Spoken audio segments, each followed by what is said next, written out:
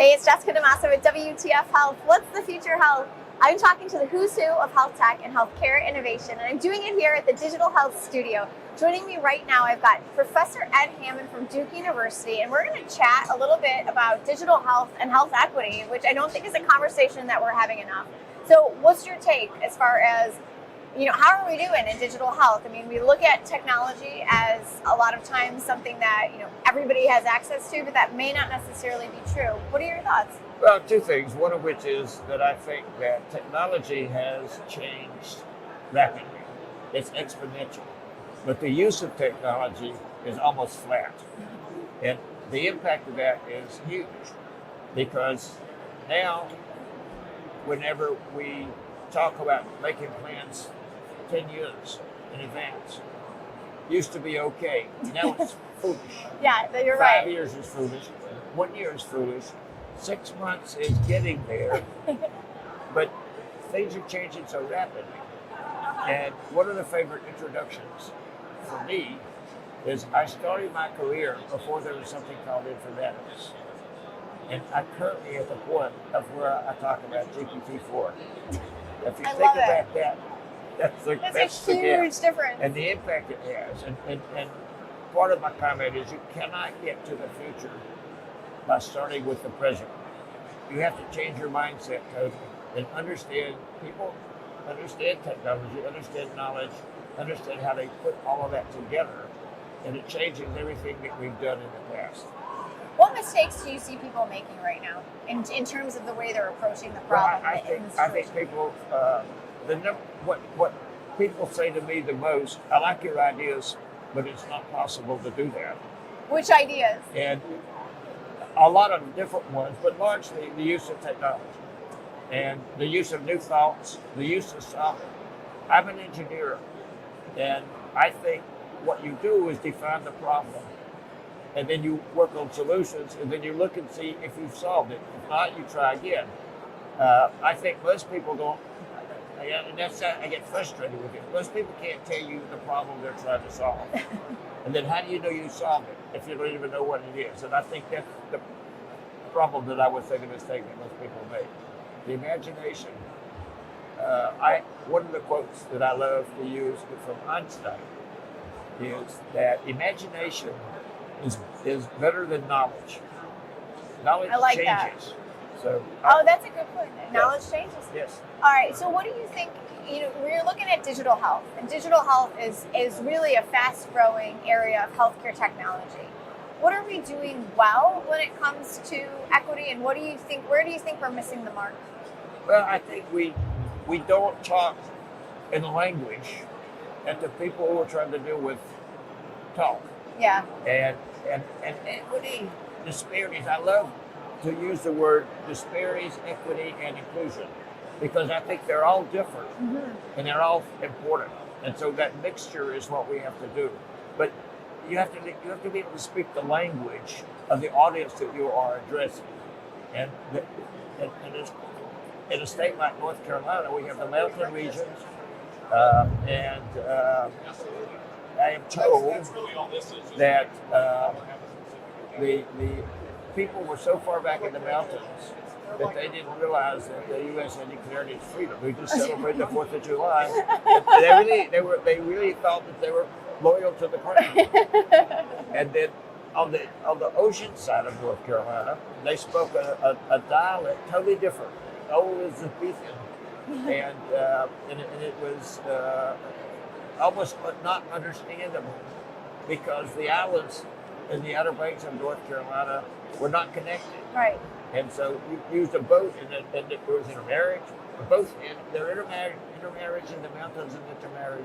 We always had a lovely kissing cousins in both places. But that's still what we've got to deal with. And you start talking to them about where we are now with technology. Television, of course, is changing now. Yeah. And the biggest change, I think, is that people are a lot more sophisticated, period, than they were a long time ago. And you can look at me and tell that there's a lot of years, and I think in 60 years there's been a huge change. Television, of course, has had a major reason that kind of change. Right. But they're still independent. I mean, they're still withdrawn. And the western part of the state of North Carolina has a dialect that if you get me tired enough, you can begin to hear some of those words coming through. Oh dear. And we what we need to do, in the last 10 years, one of the questions I always worried about was how many people, one, had a smartphone, and two, how many people knew how to use the smartphone. And the comment was older people are intimidated.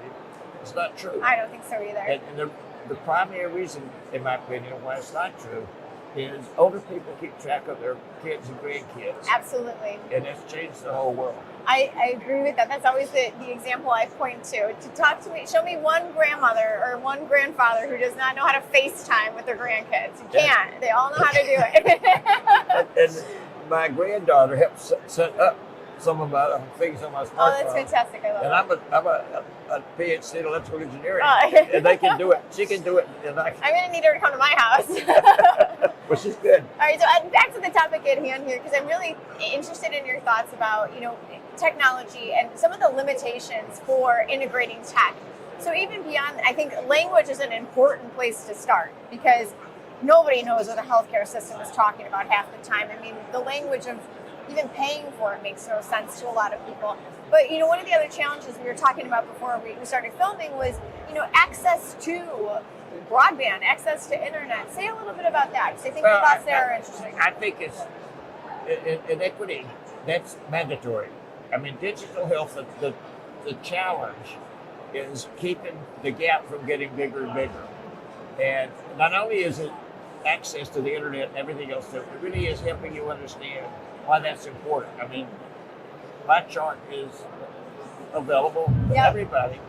And one of the good things that COVID did was to give people a little more motivation to look at my data. And two, the number of people that use my chart zoomed. Oh, I bet. Because of COVID. I think COVID, I always talk about the silver lining of COVID. And clinicians, think about the topics include behavior. It includes social determinants of health. Yep. It includes genetics. It includes equity disparities, that sort of thing. And most people pay no attention to those for a period of time. Right. And do you think that's changing now? Do you yes, feel like it is? Good. It's changing now. I've been monitored for over close to 10 years now. During that period of time, my personal care physician, my data goes into a flow sheet that's part of Epic, and she looks at it randomly. And I'm not going to tell you some of the stories, but I can tell you she has changed my medication on 3 occasions. I was in Paris one occasion, I was in Acropolis on another occasion. Isn't that amazing? And I was in Italy on another occasion. And she changed, and she actually made a diagnosis.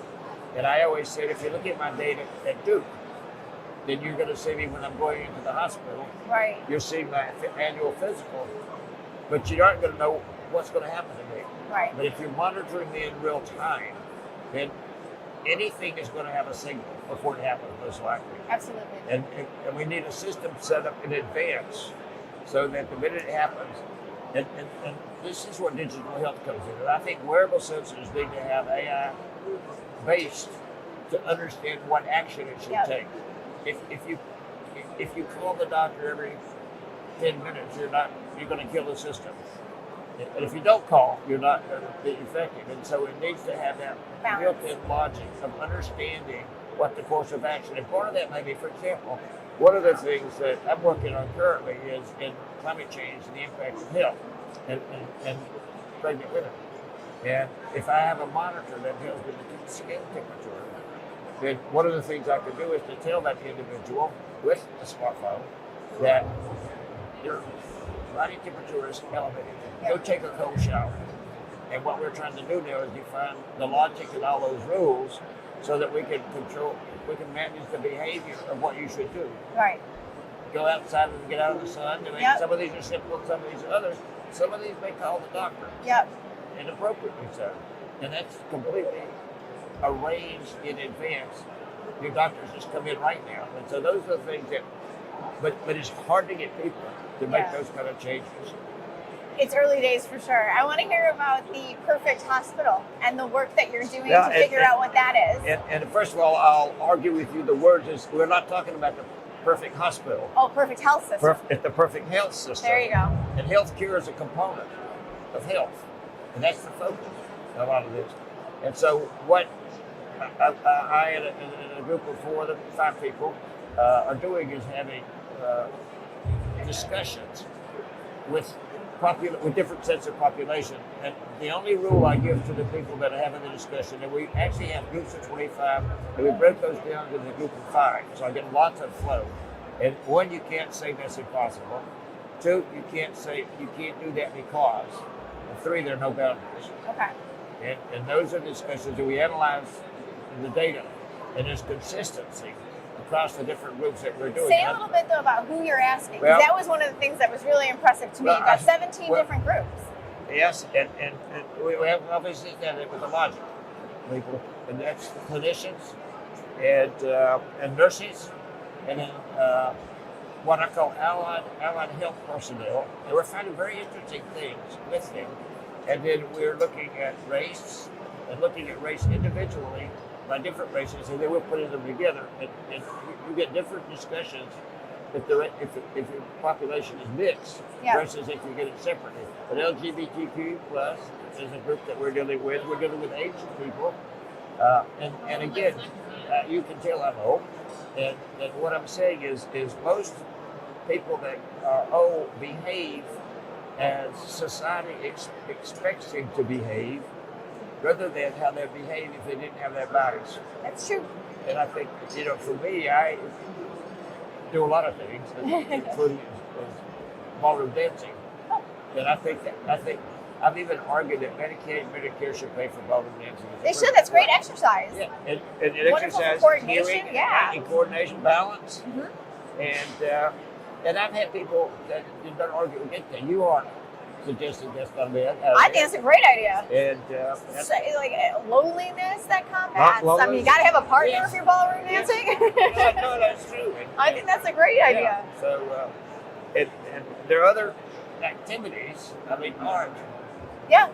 Is another taking art. Absolutely. People that would never pick up a pencil and do anything with it. And when I have conversations with older people, and that's one of the groups we're talking to. So what are you finding out? Like, what do people want in the perfect health system? Like, what are some of the things that you're uncovering so far? You said you're about 5 groups in, so what have you learned so far? And these are as a result of analyzing the comments that everyone made. But number 1 is should be totally person-driven.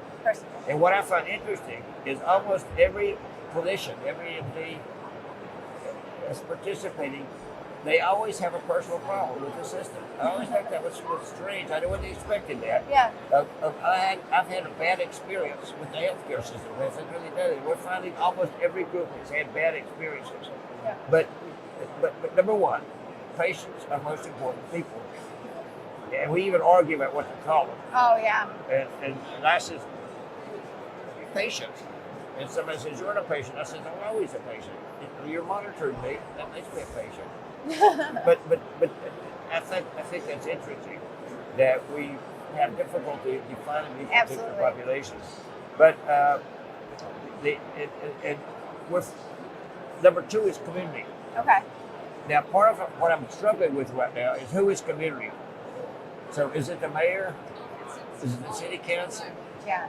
And I think that's a discussable question is who represents the community. And I'm coming up with the fact that probably churches are a good place call of getting to the community. But you might miss a lot of people too. Well, but even if you don't go to church, churches are still a collective point. That's I think. Yeah. And I think that there may be better places, but that's one of the things I don't know is how do I get in touch with the community? I don't think it's the city council, although I have conversations. I don't think it's a local Department of Public Health, although that's part of the conversation. Yeah, lots to think about here. So, Ed, what are you hoping to get out of this whole project with the perfect health system? Well, and then clinicians are next, and technology is next, etc. So what I'm hoping to do is use virtual reality Oh, wow. to create an avatar person and say this is what life is like for them now. So they go to Duke.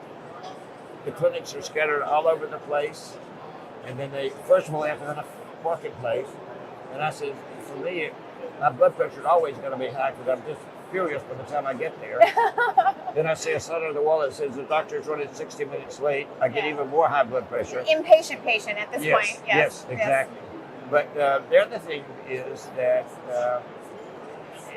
I think it's important to that people understand the what's come out of this, for example, is the patient goes to one place and the doctors come to that place. Yeah. Now this may be done virtually, there's wrong with that. But we also think that different medical specialties ought to contribute to that encounter. So if you're looking at cardiology, neurology, et cetera, then they all have a note, an input to that record, because it's important. Yeah, absolutely. And not criticizing, but most of the talks that I'm hearing here are addressing a single disease. And very few people over the age of 65 have a single degree. Comorbidities are hard to track. Yeah. And again, it's I think if you think about it, what doctors are taught in medical school is totally out of date. And most of the doctors really don't understand genetics to the point of understanding what genetic testing, how you use that. They don't understand how to use social determinants of health. They don't understand health, nutrition and health. And I think now with AI coming in, they really don't understand how much trust I do, and I think that's important. So one of the things, and I'm developing some courses for attendings, doctors that think they know everything.